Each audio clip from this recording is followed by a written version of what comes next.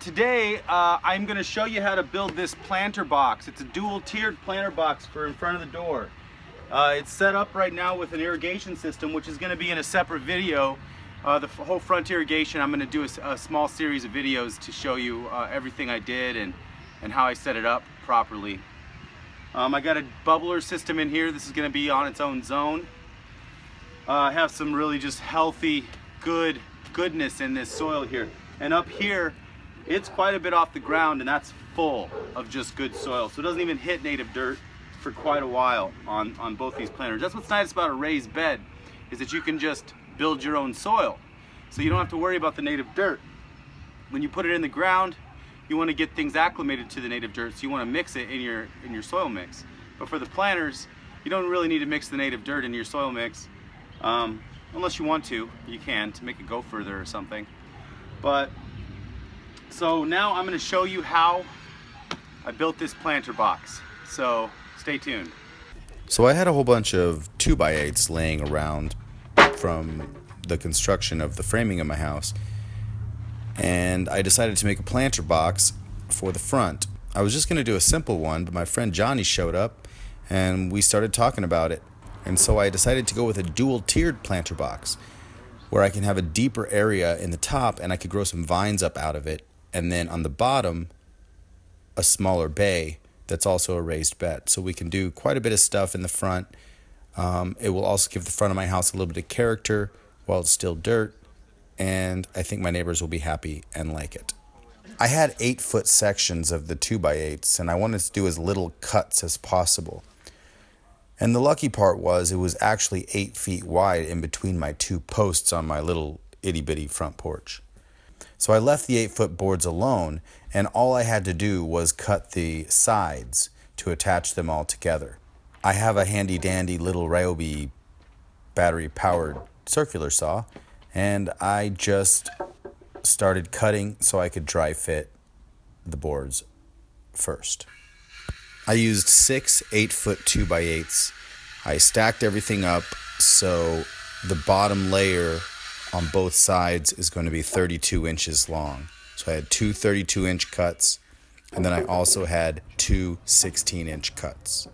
I used 2.5-inch deckmate screws with the deckmate star bit because they really grip well, and they're long enough to go through two 2x8s at the same time.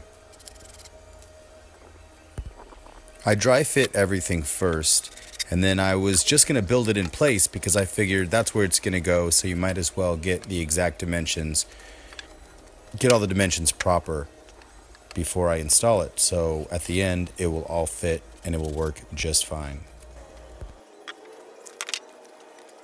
And then I just started one by one screwing all the boards together. Building the base box frame first, and then building the second layer. I attached the two 16-inch pieces on top before putting my middle railing in to separate the two boxes.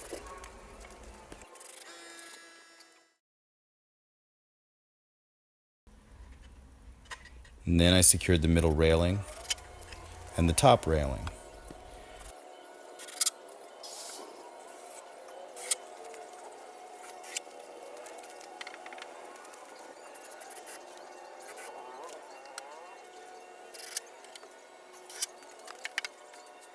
And that's the basic outline of the planter right there. But I wanted to put another layer on top so it had some decorative appeal. And then I also wanted to put a layer right on the top, a trim layer that we could set cups on if we're going to sit out on the patio. So I supported that layer with two 2x4s. Now, I love this little pocket hole jig. This is the Craig jig. I got it at Home Depot. I'm going to do some other videos on it, but I decided to use it for this project, and it's super handy because you can move around with it. As you can see, I'm building this in place, and I brought the pocket hole jig out with me and just put it on top of all the boards that I needed to drill pocket holes in, and clamped it down and just drilled all the holes I needed to drill. Now I marked out my holes at an even spacing apart.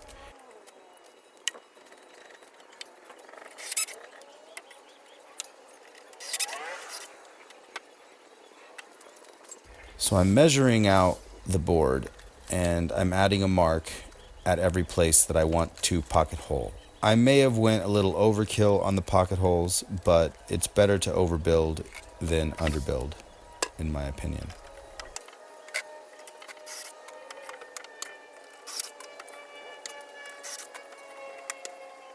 So here's the beginning of the planter. And as you see, I've been using this Craig jig, just bringing it into the space that I need it, and then dropping my holes throughout. A couple holes there. You know, so I'm putting them all 16 inches on center. And then I'll be screwing this Craig jig in, screwing the pocket holes, and joining this whole thing together. There's 2 levels. Comes up so I could separate 2 areas.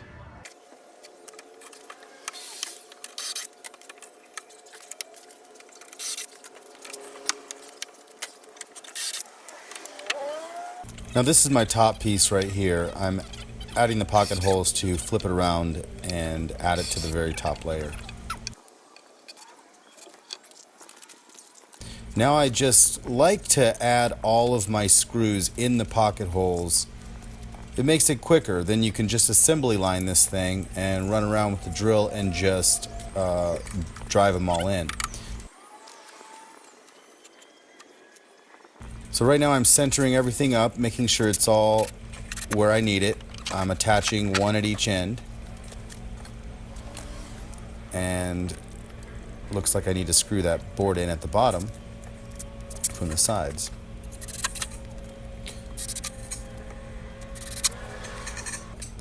Now I'm securing that lower board so I can screw in the pocket holes on the top layer. Just driving everything together.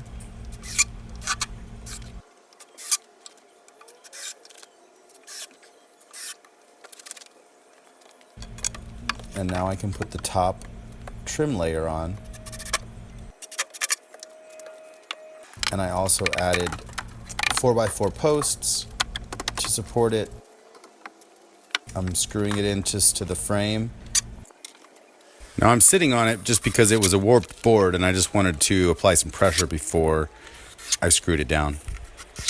Now here I'm adding some shims behind the 4x4 posts so I can screw the other wood directly to the 4x4 post. But there was a small gap between the wood and the post, so I wanted to make sure I filled that gap before I screwed it.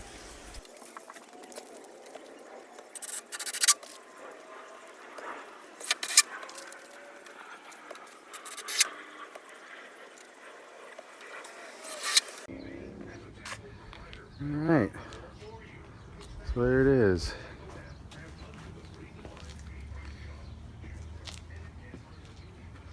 So now I can take this out and dig underneath it and get this pipe laid.